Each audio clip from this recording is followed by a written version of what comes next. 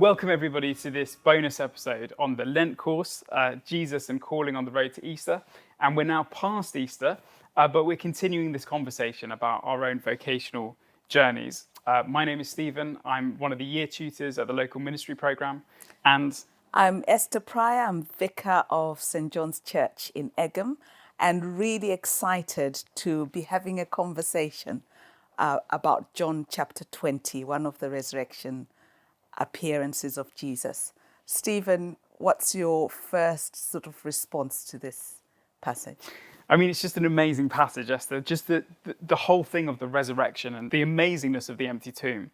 But what strikes me from the very, very beginning, from literally the first line, is early on the first day, while it was still dark, and the hunger for Christ, the eagerness for Christ, even at inconvenient times, in the heart of the early disciples is so beautiful and challenging. I always imagine her constrained by the Sabbath and, being obedient.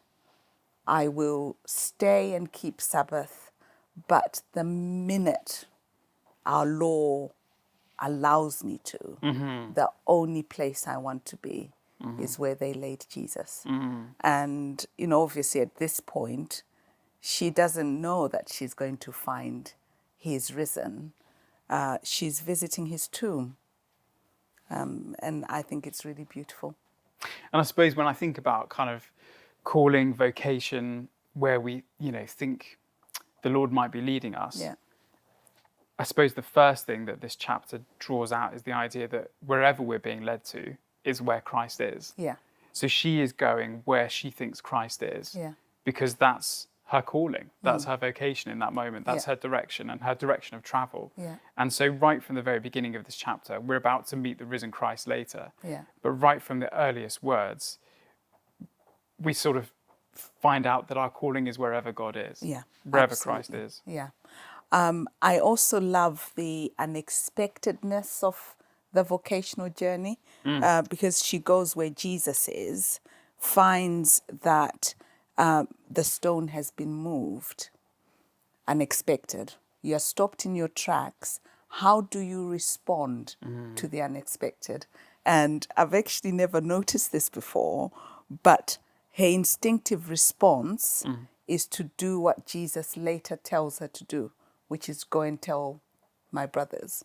So she sees that the stone is removed. She wasn't expecting it.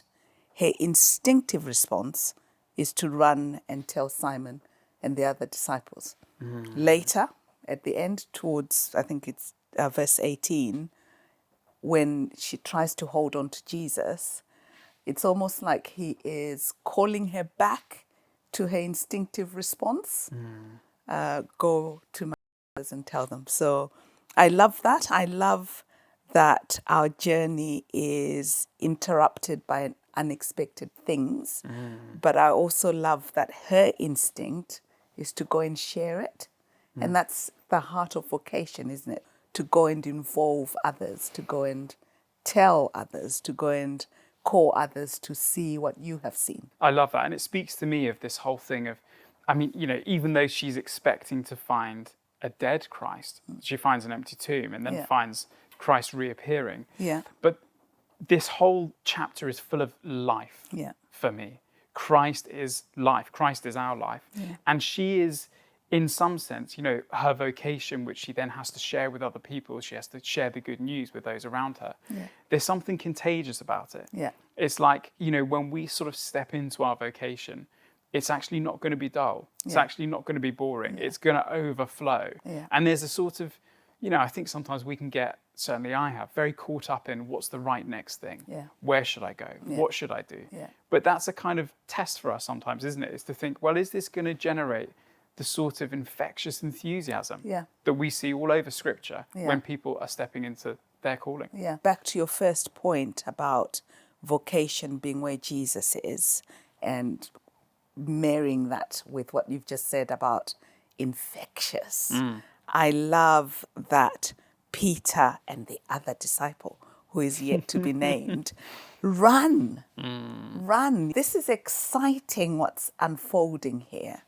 And as you say, it's infectious. I want to see what you have seen. So there's something about come and see what I have seen, which, please God, leads to I want to see what you have seen, which then leads to them wanting to go and tell others what they have seen. Yeah. It's almost like what do you call the thing that snowball? Yeah, That's a snowball. That's the word I'm looking effect. for. Yes. Yeah, totally. What do you think of this line, thinking he was the gardener? What do we think about that? Firstly, I wanted to say, unsurprisingly, as a woman, I think it's fantastic that it's Mary who gets to see first. Yeah. But to your line, isn't it again about coming to the things of God limited by our expectations? So, her worldview, her understanding, she couldn't place anyone else so early in the morning in the garden but a gardener. What else could it be? Yeah. And I suppose it's encouraging us to lift our imaginations above our limited expectations and allow God to reveal himself to us in unexpected ways. It's an amazing image, isn't it? To imagine her confused by who this person is. Yeah. And for Christ to be appearing in such a sort of surprising form that there's kind of continuity, but there's also an apparent change. And for him to be, in a sense, in a humbler form, actually, meeting Mary just as she is, just as she is looking for him. And Jesus is master of questions, isn't he? There's nothing like a good question to unlock you. Woman, why are you crying? I love that. So he gives her an opportunity to tell her story.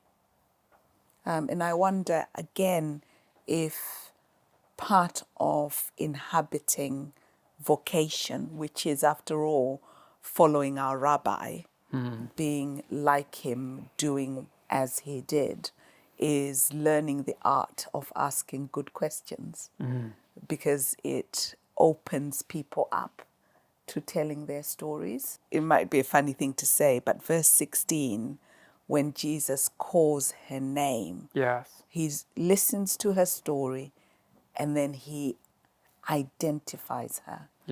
Mary. It makes me think, funny enough, of when perhaps this Mary, perhaps the other Mary, anoints Jesus with oil. And the version of the story where Jesus says to the people around, do you see this woman? Because I see her.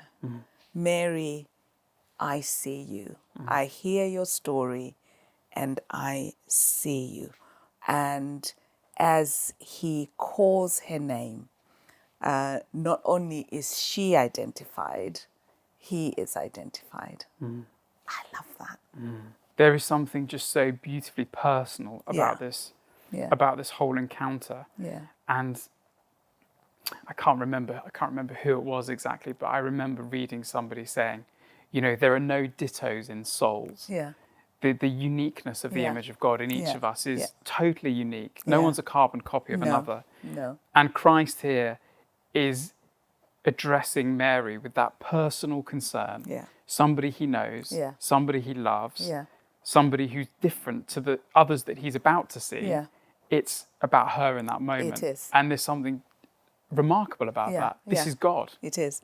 And it's as if the universe stops for her.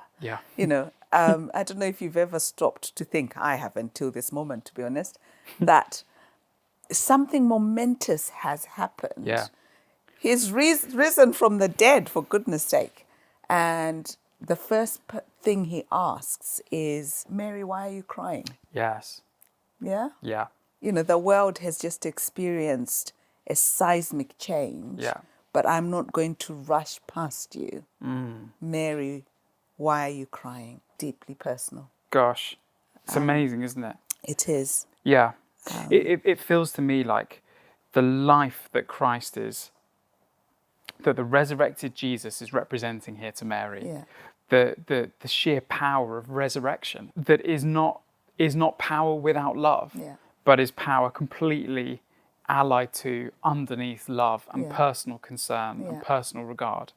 And as you say, it's striking that Mary's a woman and that Jesus appears as a gardener. This is not a sort of stereotypical thing for this Greco-Roman world. No, it's not. And so as we come to the end, we, in a sense, come back to where we started, which is Mary's instinctive response to the unexpected. She runs to tell. And then Jesus instructs her to go and tell.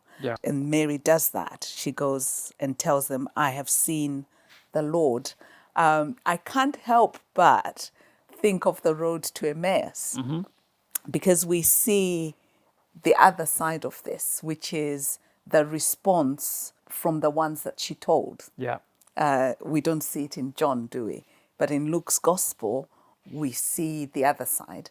And the disciples say to Jesus, in addition, some of our women have astonished us by saying, and we know that they didn't quite believe them. And if I may end my bit of reflection, Stephen, by saying to women that sometimes your calling won't be believed, what you have seen won't be believed. Still, if we are honest, take heart from this story, because even the ones who first didn't believe end up believing what the women had told them, which is that Christ is risen from the dead. Thank you, Esther. That's so powerful. I think my kind of take home from this whole passage is just how Christ's power is always allied to his personal love for each and every one of us. And as we think about the next steps, as we think about leaving Eastertide and heading into the rest of the year and Pentecost and all that's in store for us, and as we think about, I don't know, joining the Foundations of Ministry program or considering what our next vocational step might be, I think it's so significant for us to remember that we're not a number to Christ. No. We're a name, we're a person, and that resurrection power is coming to us in love in order to draw us into a great adventure. Brilliant. I think that's a really good place to stop. We're being drawn into this great adventure, which is personal, which is immersed in love. And we might not get to hear your vocation story, Stephen and I, but I'm hoping those around you that God has put around you will. So wherever you think your story might eventually go, one thing that we're really excited about in the diocese is the Foundations of Ministry program, which you can find out more about by scanning the QR code that's coming up right now on the screen. And that's a great way to invest some time, get some teaching, discover various areas of ministry, and it will really equip you in your future vocation, wherever that may lead.